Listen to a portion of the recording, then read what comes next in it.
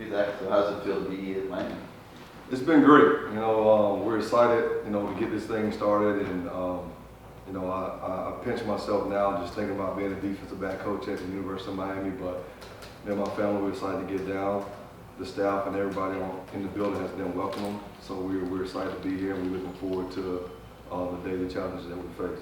Obviously a huge position of focus going into spring practice. What's been your initial thoughts on the talent you found here, the kids, and what you expect to accomplish over the next 6 weeks, I guess, of spring?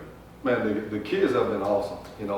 Myself and Coach Harris, as we, take a daily approach and trying to find a way to find out, what these guys know, and what we've been able to teach them. But they've been awesome. They've been coming up. They want to be students of the game. They want to be coached. They want to be taught. And, we take pride in that, just making sure that, as we go out there, we're the most prepared, on the team. Communication standpoint starts with that, understanding what we're doing, how people are going to attack us. But, I'm just looking forward to watching the guys compete every day, go on the field and have a chance to show what they can do.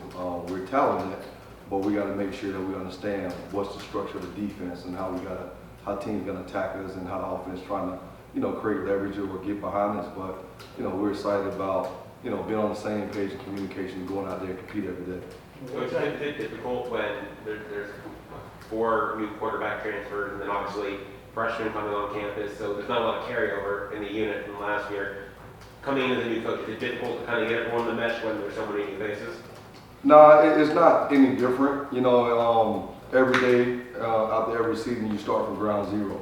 We take every guy, whether it's transfer or freshman, and start from the ground up and treat them as a freshman. So for me, I've been around the block a couple of times and in a couple of, transitioning in different jobs, but they don't know me, I don't know them, but it starts with a relationship and earning their trust, right? And them trusting me that we can work on this thing together and try to get further faster in our communication and how they learn and how they do things and what's the standard of my expectations and what I'm bringing to them. So it's really easy for, to try to understand, create those muscle memory from a DB to be on the same page.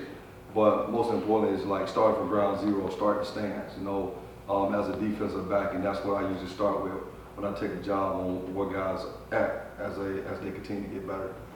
You touched on it a little, but just your approach in terms of gaining that trust and doing that, obviously just short window, at least in spring. What is your approach to try to hit the ground running in terms of learning the guys, having them get your trust and vice versa, them trusting you, you trusting them? What's your approach in terms of doing that? Man, I like I told them every day, having an open heart and open mind. My job, every day is to come in and capture the heart and mind of the kids to make sure that I develop them holistically.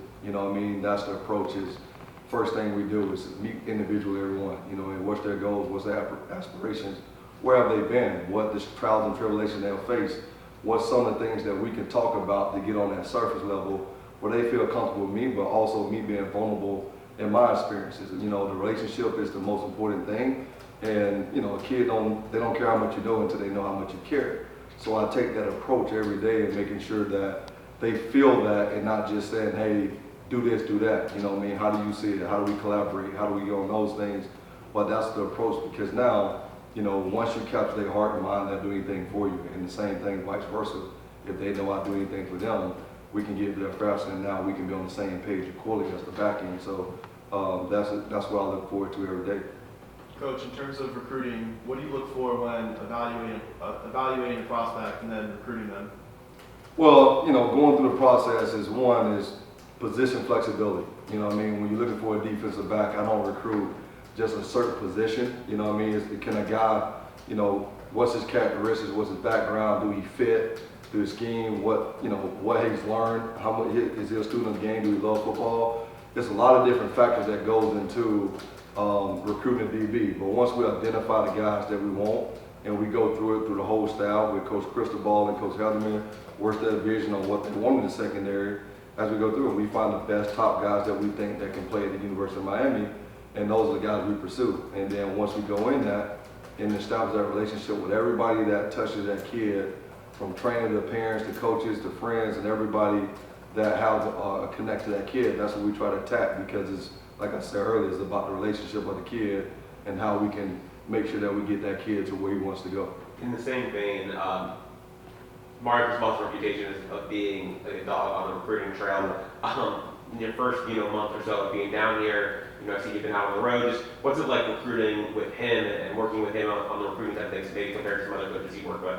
Well, I like to call myself a great recruiter until I saw Mario Cristobal recruit. So, but we work hard at it. Watching Coach and his vision, his plan, his process on how you go about it. I've seen a lot of different coaches, but watching him and his everyday approach on recruiting and making sure not only that we're recruiting kids away from here, but he hits us every day on like tap in and touch all players that's here too, because they're getting recruited too, you know what I mean? So we got to make sure that as we go about it, is they're on the same page, but watching him recruit and making sure that he holding us accountable for sure on the guys that we're recruiting, but watching him, man, it's been eye-opening in the way his approach is, but we see why he's been successful.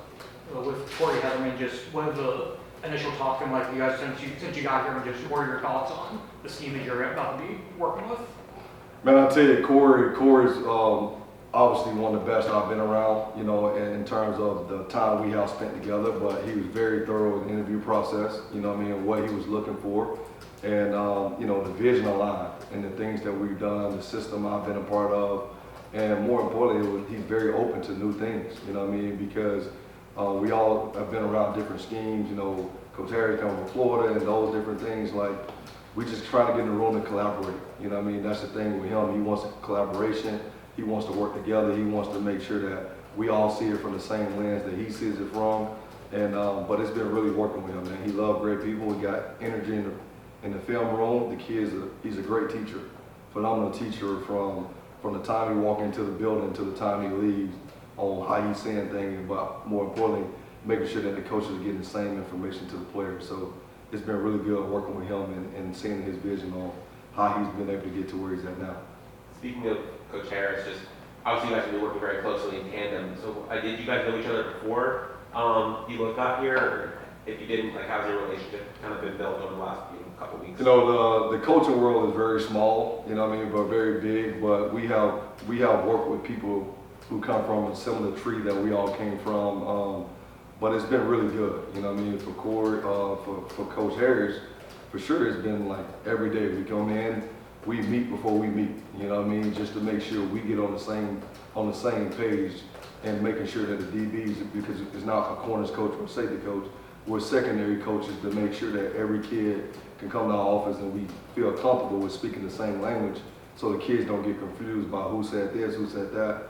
It's been very, very welcoming and opening to have him for sure on my side, because he relentless in it as well. Do you know that, obviously rubber meets the road and practice starts next week, but how is that workflow, going to work with him? Is he going to be focused more on the safeties, on the cornerbacks? How's that going to play out? Say that question again? How, you said kind of intermingling secondary coaches, but is he going to be focusing more on the safeties, on the cornerbacks?